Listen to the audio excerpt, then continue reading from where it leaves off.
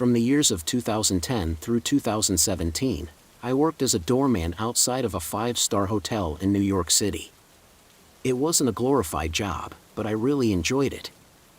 I got to know a lot of my co-workers really well, and for the time that I worked the overnight shift, it was a really easy job. For the most part, my shift simply consisted of me standing outside of the hotel, opening and closing the door for anyone who was coming or going. And as the night drags on, the number of times I have to do that gets lower and lower.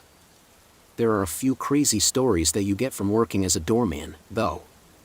Most are wild and hilarious, but some will give you chills right down to your core. One of the scariest incidents I have ever been in happened while I was working overnight back in 2014. I remember that it was raining pretty hard that night, so my boss actually let me stand inside the building as long as I was paying attention enough to open the door for anyone coming off the street. I remember staring out through the glass door at the raindrops hitting the street and the street light reflecting off the puddles that formed near the sidewalk. And the few times I had to open the door for our patrons were actually refreshing because each time I would get hit with a nice gust of cool air. Things changed, however, as the night went on, and by the time it was 1 in the morning, I had started to grow bored. We hadn't had anyone come in or leave in nearly 2 hours, and there was only so much I could do while simply standing there. That was when I noticed 2 people walking down the sidewalk, and I thought that they might be heading to the hotel. So I opened the door and stepped outside.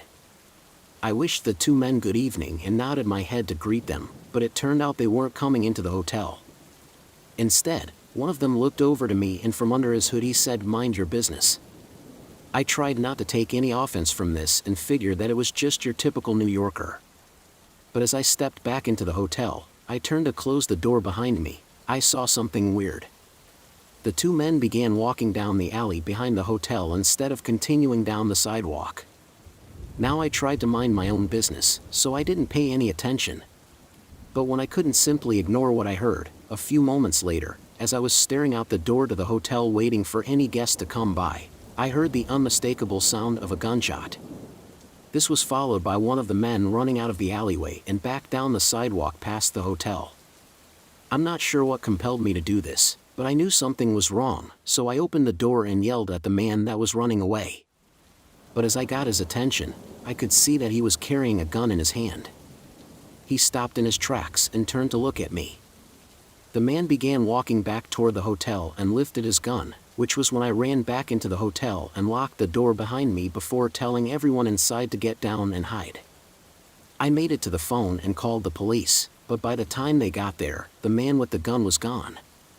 The other man that I had seen him walking with wasn't as lucky though. The police found him in the alley with a single bullet wound to his head.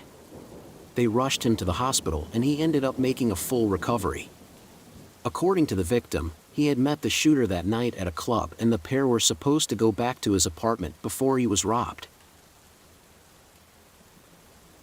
Have you ever been pretty sure that your eyes were just playing tricks on you, but some part of you, deep down, really believes you saw what you thought you were seeing? That happened to me when I was spending a week of my summer break at my college roommate's family's cabin. It was a really nice cabin in the middle of the woods with almost nothing around but nature. The 2 of us and his family were having a blast even during the 2 rainy days that we had. The first day we spent playing Monopoly and a bit of Pictionary, which was a ton of fun. But that night was something that still freaks me out when I think about it. After my friend Rocky and his family went to bed, I couldn't help but stay up. I always had a hard time getting to sleep ever since I was a little kid. And because when you're in college, you tend to have bad habits, I decided to go out on the front porch and have a smoke. I quietly made my way outside so I didn't wake anyone up, and I just stared out into the dark, rain-soaked forest as I began smoking my cigarette. I made it about halfway through the smoke before I noticed something strange out in the distance. It was hard to see because of the lack of moonlight, thanks to the clouds, but for a second, I thought I saw a person. I shook my head and told myself that I was being crazy. There was no way that there was anyone out there in the middle of the woods with us. But as I focused back on the spot, I ended up sitting up straight as I looked onto the silhouette of a figure that I was almost certain was another person. I stared at the shadowy figure for a moment before looking down so that I could put out my cigarette, and by the time I looked back up, the silhouette was gone. I looked around for a second, trying to see if there was anything else strange around, but when I didn't see anything, I quickly brushed it off as my imagination and went back inside. I was able to fall asleep a few hours later, but when I woke up the next morning, I couldn't stop thinking about the figure that I thought I imagined standing in the rain. It was so strange. That usually never happened to me. So I got out of bed and met Rocky in the kitchen where we were getting ready to have some breakfast. That was when Rocky's dad said something that really surprised me. As I was sitting down, he said, "You know, you could have smoked your cigarette on the porch, right? That way you didn't have to get all wet." That confused me because that's exactly where I smoked last night, which was what I told him and asked him what he meant. That was when he informed me and Rocky that when he got up to use the bathroom last night, he looked out the window and could have sworn that he saw someone standing out in front of the cabin in the middle of the trail. That was also when he let us know that when he woke up, there was a trail of water inside the front of the cabin, as if someone had come in from the rain. I immediately let him know that it didn't come from me, and we knew that we had to get everyone together quickly because it was looking like someone had broken into the cabin. Last night, while we were all sleeping, Rocky's mom and little sister came into the kitchen and we all hung out there while we waited for the police to arrive. Once they got there, his dad and I told them both our stories and the officers immediately began doing a walkthrough of the house. And sure enough, hiding in the front hallway closet was a dangerously thin elderly man who had fallen asleep in a ball on the floor with a puddle of water around him. The police woke the man up and he seemed almost shocked to be there. But once the police explained who he was, it all became clear. Apparently, they would run into the man a lot. He was a heavy drug user and was in and out of jail on a regular basis because he would often get too high, wander around and then wake up in random strangers' homes. Rocky's parents had him arrested, and I think we all had a hard time sleeping the rest of the time that we were at the cabin. I never liked to stay home alone. Unlike many of the other kids I grew up with, especially during high school, I was a very paranoid person and generally didn't like anything scary. I didn't like scary movies and I didn't like going to haunted houses. That changed as I got older, but as a kid I was very easily frightened. One day, though, it turned out that I had a right to be afraid of any little noise. I was in high school at the time, and my mom had recently started dating a guy named Rick. He was pretty cool, and my mom seemed to like him. Plus, it allowed her to get out of the house once in a while. So one night, it was the Friday before the weekend, she came up to me and asked if I would mind if she and Rick went to the movies. It was going to be dark soon, and she knew I didn't like to be home alone at night. But, seeing how much Rick was making her happy, I told her to let her go, and when she left, I just closed the door behind her and did my best to entertain myself.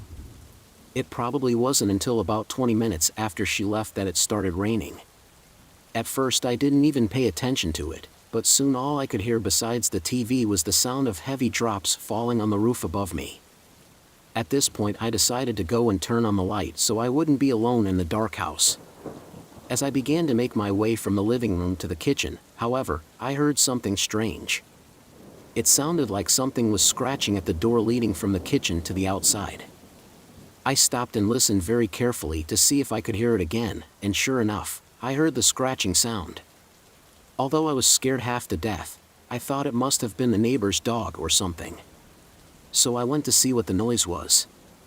Before I opened the door, I looked out the window and before I could even get my head to the glass, I heard a sound that gave me goosebumps running all over my body. Although I didn't see anything, I swear I heard the sound of footsteps coming down the porch. I stepped away from the door, looked down to make sure it was still on, and immediately started making my way toward the kitchen exit. I tried to put the noise I heard out of my mind, but for some reason I couldn't stop thinking about it. I swear I could hear the scratchy sound even through the noise of the rain. It was like it was still happening, but that was when I realized I wasn't hearing it from the kitchen anymore. Instead, that same exact scraping or scratching noise sounded like it was coming from the window in my mom's bedroom. However, just as I noticed the sound, it stopped. I turned the living room TV down and I could feel my heart racing as I listened closely. What I heard next set me crawling across the floor into my bedroom, where I hid under my bed. As I listened for the sound of anything other than the sound of raindrops, I heard the sound of something scratching at the window behind me. My eyes widened and I fell to the ground out of sight from the window. The scratching noise stopped as I hit the ground, making a loud thump. I quickly crawled into my bedroom where I felt safe and made my way under the bed where I thought I would be able to hide in case anyone got inside. Thankfully, it never came to that.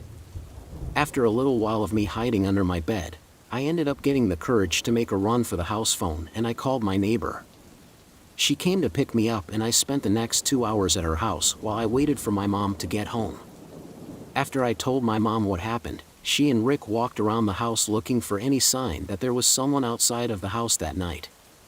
And to their surprise, they ended up finding jagged-looking scratch marks near the cracks between the window and windowsills. Rick even thought he could make out what looked like footprints that had been left behind in the mud.